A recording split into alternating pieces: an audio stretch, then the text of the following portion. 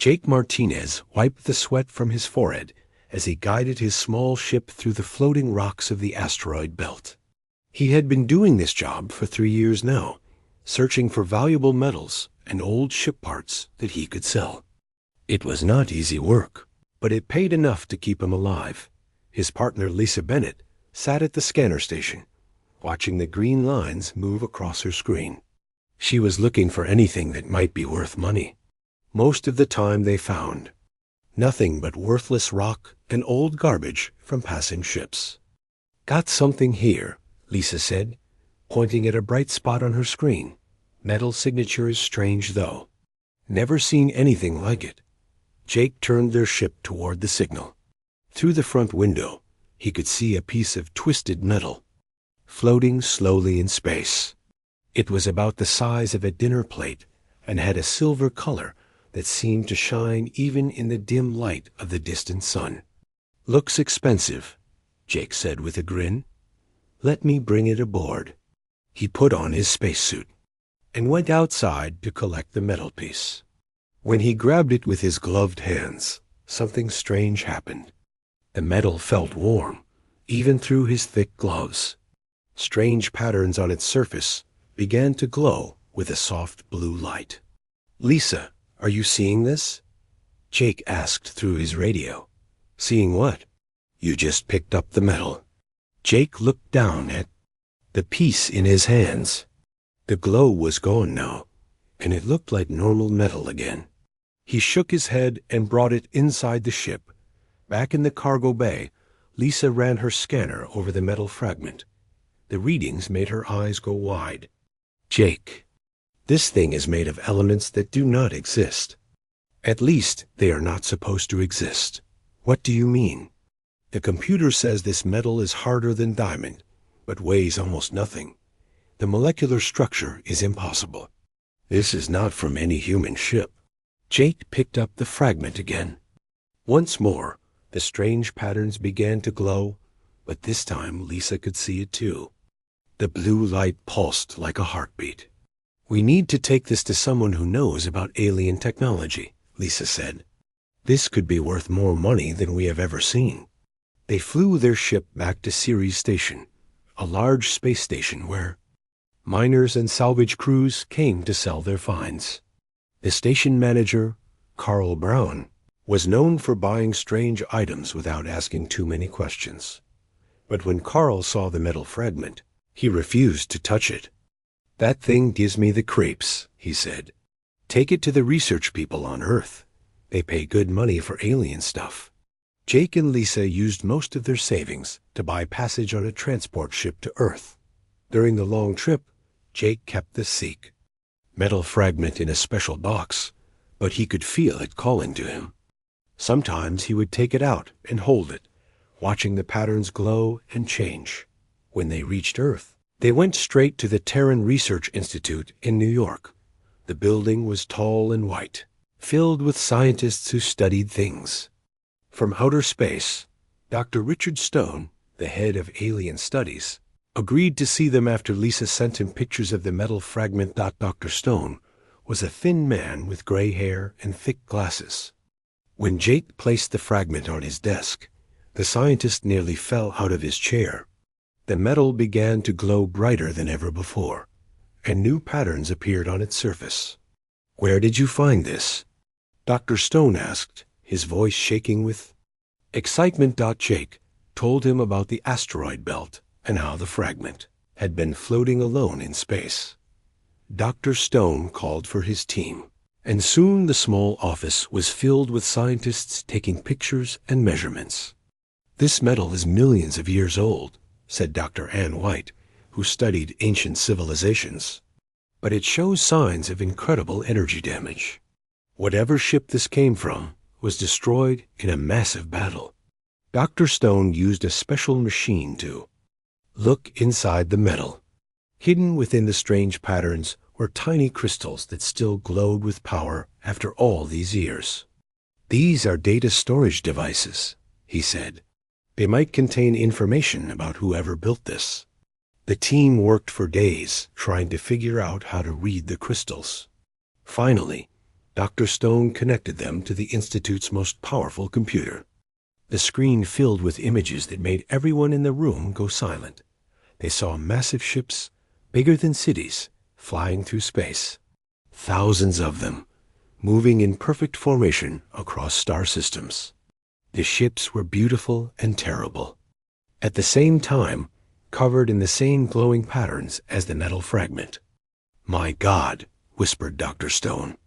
This civilization controlled the entire galaxy. More images appeared on the screen. Planets being moved like toys. Stars being turned on and off like light bulbs. Worlds being built from nothing but space dust. And energy. The beings who had done all this called themselves the architects. Jake watched the images and felt something stirring inside him. The metal fragment in his hands grew warmer, and he could swear he heard voices speaking in a language he did not know but somehow understood. The final image showed a great battle. The architect ships were fighting against something that looked like living shadows made of pure energy. The shadow beings destroyed everything they touched, eating entire planets and leaving nothing behind. "The architects lost," Dr. Stone said quietly. Their entire civilization was wiped out. But Jake was not listening anymore. He was staring at one of the battle images, at an architect ship that looked exactly like the fragment he held. As he watched, the ship exploded, sending pieces flying in all directions.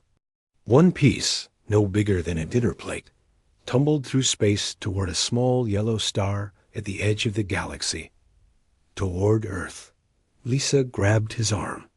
"Jake, your eyes are glowing." He looked in the mirror on Dr. Stone's desk and saw that she was right. His eyes were shining with the same blue light as the metal fragment. And deep in his mind, he could hear something waking up after sleeping for millions of years. The architects were gone, but they had left something behind. Something that had been waiting in the darkness for the right person to find it. Jake Martinez, a simple salvage worker from Earth, had just awakened the most powerful technology the galaxy had ever known. And he was only the beginning. The news about the alien artifact spread quickly through the government. Within 2 days, black cars surrounded the Terran Research Institute. Men in dark suits took Jake, Lisa, and Dr. Stone to a secret facility.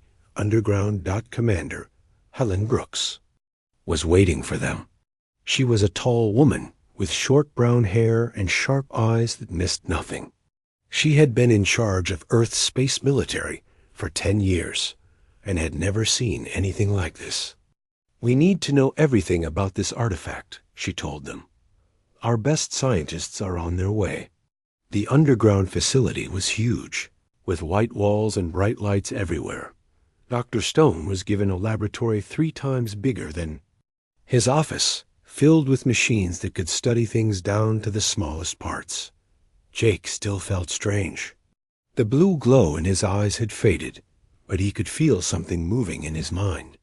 Sometimes he would know things he had never learned, like how to read the symbols on the artifact, or what the architect ships were really for. Dr. Susan Clark arrived from the Space Biology Center. She was a small woman with red hair who had spent her life studying alien life forms. When she saw the data crystals from the artifact, she knew this was the most important discovery in human history. "These crystals contain more than just ship designs," she told Commander Brooks. "They have genetic information, DNA patterns from thousands of different species across the galaxy." Dr. Clark worked day and night, feeding the genetic data into her computers. What she found made her hands shake as she typed her report. "Commander," she said during their morning meeting, "I need to show you something that will change everything we know about humanity." She put a picture on the big screen at the front of the room. It showed 2 DNA patterns side by side. One was from the architect crystals. The other was human DNA. "They are almost identical," Dr. Clark said. "Not similar. Nearly the same. Humans are not just another species that evolved naturally. We are the architects. The room went completely silent. Jake felt his heart beating fast as he stared at the screen. Deep in his mind, something was nodding, agreeing with what the scientist had said. "That is impossible," Commander Brooks said. "Finally, no, it is not," Dr. Clark replied. The crystals contained the full history. The architects did not disappear 50 million years ago. They transformed themselves into us. More data came from the crystals over the next few days. The story it told was amazing and terrifying. The architects had ruled the galaxy for millions of years, moving stars and creating worlds wherever they wanted. They had been like gods, with technology that could do anything. But then the enemy came from outside the galaxy. The crystals called them the Devourers, and they were made of pure energy that ate everything. Stars, planets, entire solar systems, all consumed and turned into more DERS. The war lasted for thousands of years. The architects fought with weapons that could destroy star systems, but the Devourers just kept coming. For every one they destroyed, 10 more appeared. The architects knew they were going to lose, Dr. Stone explained to the team. So they made a desperate plan. They took all their knowledge, all their genetic patterns, and created a new species. You? Jake listened to all this and felt memories that were not his own. He remembered flying ships between the stars. He remembered worlds covered in cities of light. He remembered the fear when the Devourers first appeared at the edge of the galaxy. But why put us on Earth? Lisa asked. Why hide us here?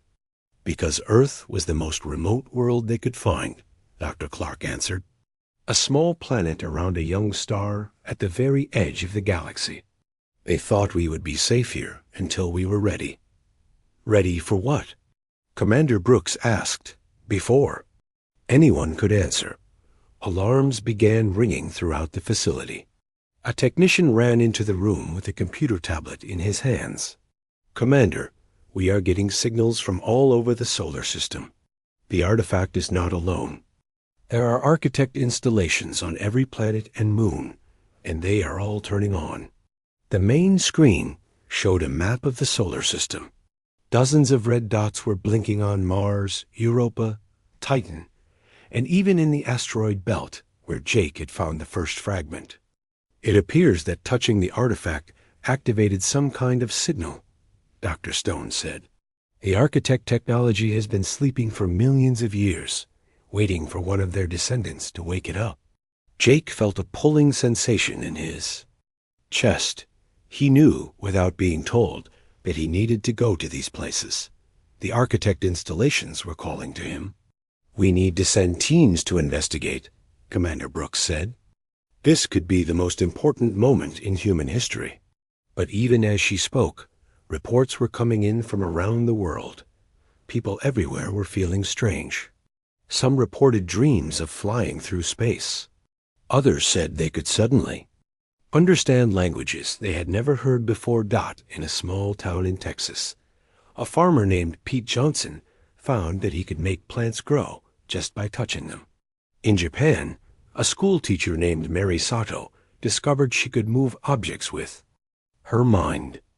All of them reported the same thing, a warm feeling in their chest and a voice in their head speaking in a language that felt like home.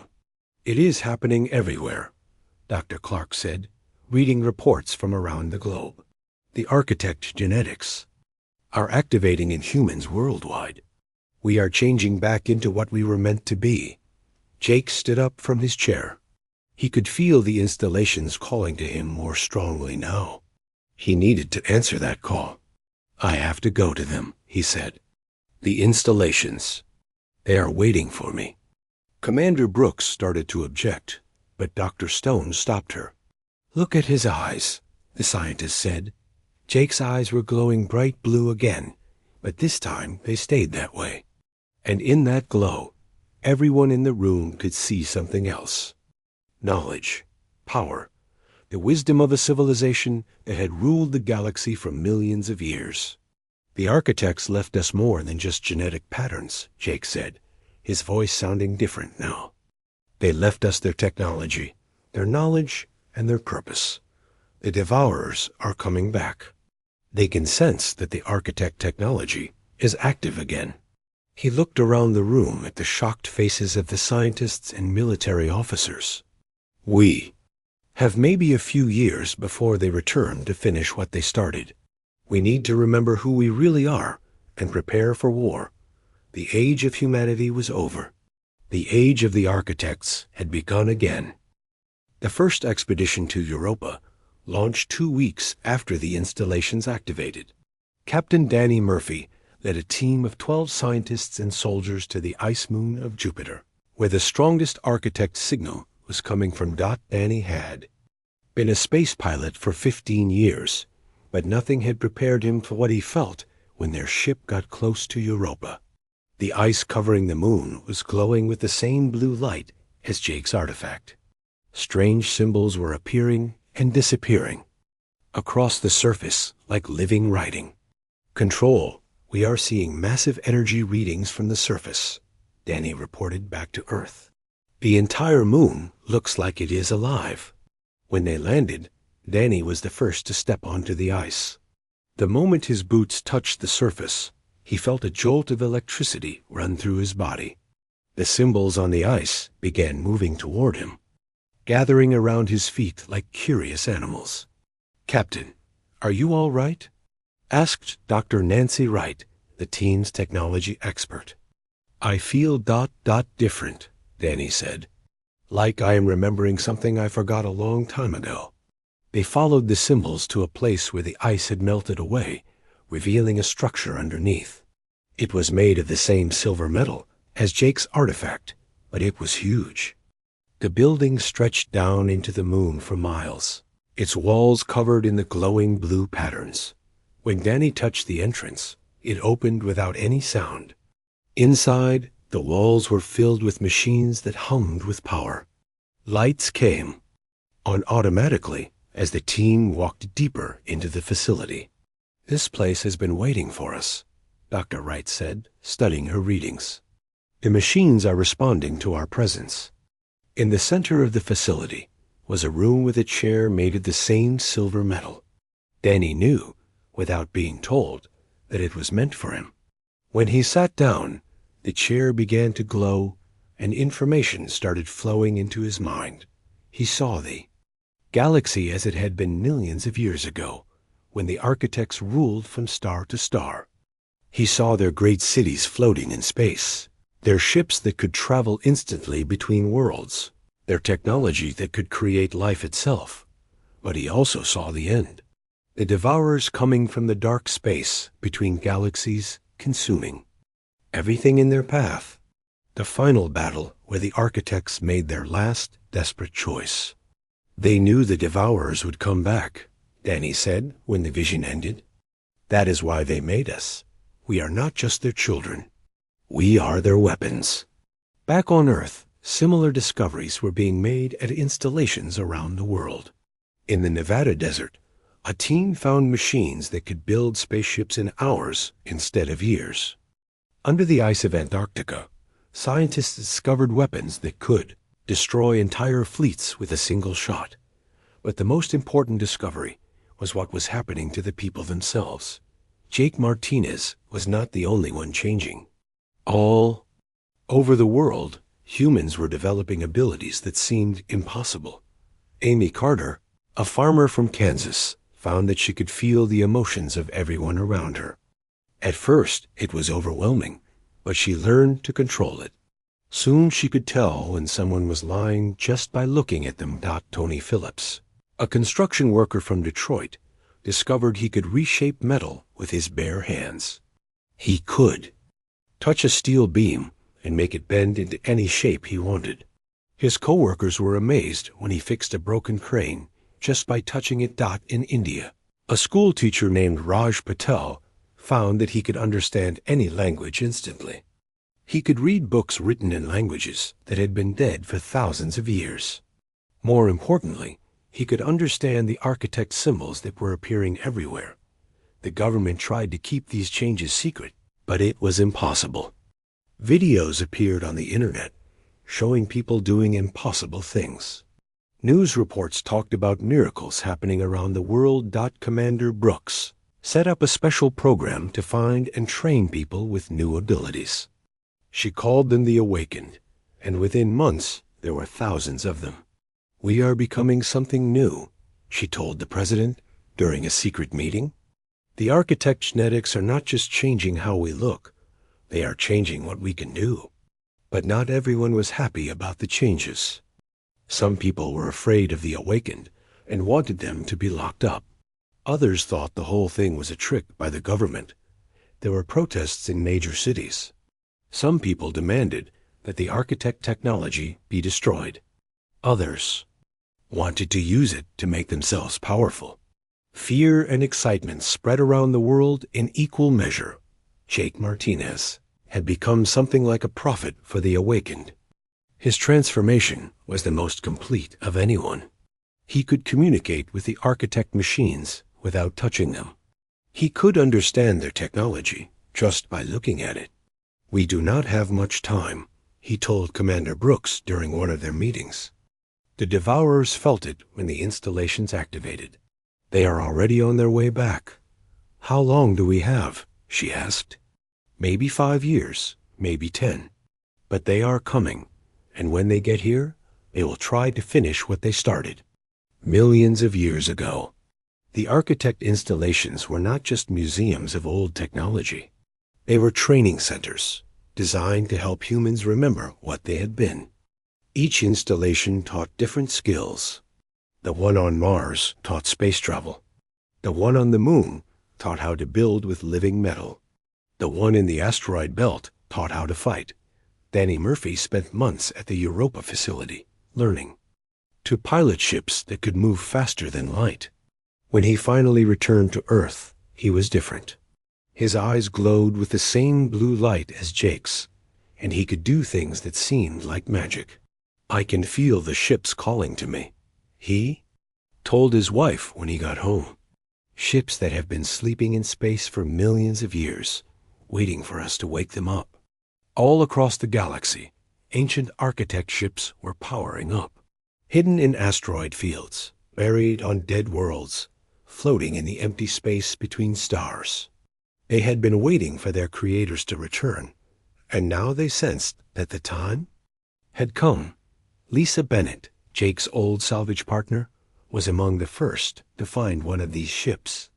It was drifting near Pluto, a massive vessel the size of a city. When she touched its hull, the ship came alive, its systems responding to her presence. "Jake," she called over the radio, "I think I found our ride." The ship was called the Eternal Dawn, and it was just the beginning.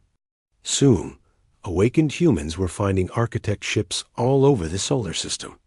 Each ship was different, designed for different purposes, but all of them were incredibly advanced. The age of hiding was over. Humanity was remembering its true nature, and the galaxy was about to witness the return of the architects. But this time, they would not be caught unprepared when the Devourers came. The Devourers arrived 3 years later, just as Jake had predicted. They came from the dark space between galaxies, moving like a wave of living shadow across the stars. Their ships were not made of metal or stone, but of pure energy that ate. Light itself. The first warning came from the observation station on Pluto. The astronomers there saw the stars beginning to go out, one by one, as the Devourers consumed them. Within hours, the outer edge of the solar system was under attack. General Paul Adams had been preparing for this moment since the day Jake first touched the artifact. He now commanded a fleet of awakened humans flying ships that had once belonged to the architects. The technology was incredible, but they were about to face an enemy that had destroyed entire galaxies. "All ships, this is General Adams," he spoke into his radio. "The enemy is here. Remember your training. Remember who you are." Jake Martinez stood on the bridge of the command ship, no longer the simple salvage worker he had been years ago. His transformation was complete now. His eyes burned with blue fire, and he could feel every architect ship in the fleet as if they were part of his own body. "They are not just trying to destroy us," he told General Adams. "They are trying to finish what they started millions of years ago. The architects were the only ones who ever fought them and lived. That is why they want us dead." The first battle took place near Neptune. 100 human ships faced off against 1,000 devourers. The enemy vessels looked like black holes given shape, sucking in light and matter from everything around them. Lieutenant Kelly Wright was flying her first combat mission. She was young, barely 25, but she had spent 2 years training with architect technology. Her ship, the Star Dancer, was fast and deadly, equipped with weapons that could cut through space itself. "Stay in formation," she told her squadron. "Do not let them surround you." The battle was unlike anything humans had ever experienced. The Devourers did not use normal weapons.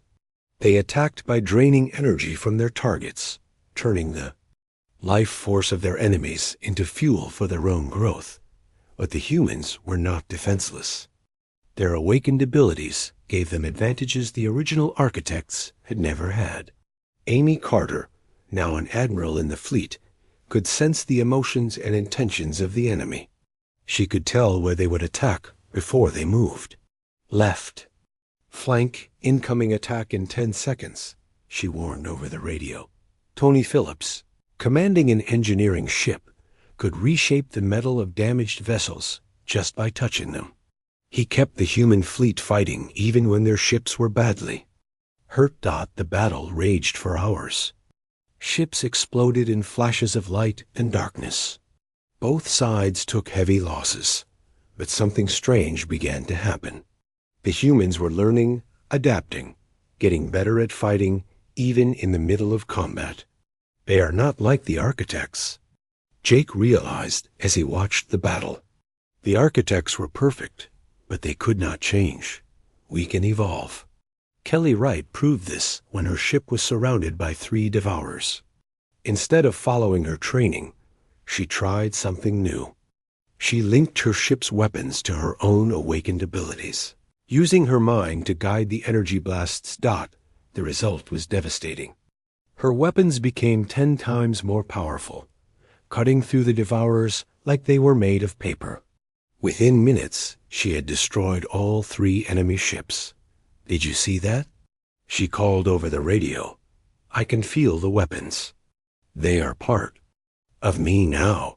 The discovery spread through the fleet instantly. Other pilots began experimenting, linking their minds to their ships. The human vessels became extensions of their pilots, responding to thought rather than touch. The Devourers, who had been winning the battle, suddenly found themselves facing an enemy they did not understand. These were not the same beings they had fought millions of years ago. These were something new, something that could grow and change in ways that should not be possible. "Fall back to Jupiter," General Adams ordered. "We need to regroup and plan our next move." But the Devourers followed them. More and more enemy ships appeared, pouring in from outside the solar system. It became clear that this was not just a raid. The Devourers were here to stay, and they would not stop until every human was dead. The final battle took place in the asteroid belt, where Jake had first found the artifact that started everything. Millions of human ships faced off against billions of Devourers. The space between Mars and Jupiter became a war zone that stretched for millions of miles. Danny Murphy, now commanding a ship the size of a small moon, led the attack on the Devourer command vessel. It was a thing of pure darkness, so large that it bent space around itself just by existing. "All awakened pilots, link your minds to your ships," he ordered. "We go in together." The attack was suicide by any normal measure, but the humans were no longer normal. They had become something the galaxy had never seen before, a species that could adapt and evolve in real time. As they flew toward the enemy command ship, the human pilots began to merge their consciousness with their vessels. Ship and pilot became one thing, thinking and moving together. The architect technology responded by becoming more powerful than its creators had ever imagined. Lisa Bennett, flying the Eternal Dawn, found that she could phase her ship in and out of normal space. She appeared inside the Devourer command vessel and began attacking from within. The battle was chaos. Reality itself seemed to bend and twist as the two forces clashed. But slowly, impossibly, the humans began to win. Their ability to adapt and change was defeating an enemy that had conquered entire galaxies. "They cannot understand us," Jake said as he watched the tide of battle turn. "They are used to fighting enemies that stay the same. But we keep becoming something new." The Devourer command ship exploded in a flash of light that could be seen from Earth. With their leader destroyed, the remaining Devourers fled back to the dark space between galaxies. Jake Martinez stood on the observation deck of the human command ship, looking out at the stars. The galaxy was safe, but he knew the Devourers would return someday. When they did, humanity would be ready. "The architects failed because they were perfect," he said to Lisa as she joined him. "But we will succeed, because we are not." The scrap metal he had found in the asteroid belt so many years ago had changed everything. Humanity had discovered its true heritage and become something greater than either human or architect. They were the guardians of the galaxy now, protectors of all life against the darkness that lay beyond the stars. The age of the architects was over. The age of humanity had begun.